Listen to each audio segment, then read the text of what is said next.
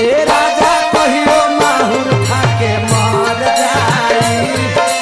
पियल ना छोड़ब त छौकर जाई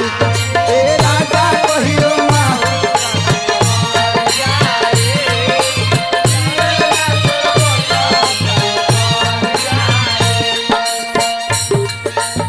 औरतिया कहते ए अम्मा जी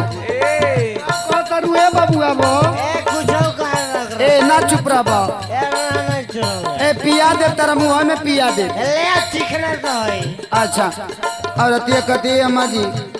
आधी आधी रतिया के भट्ठी पर से आवेले पीटी के गाड़ी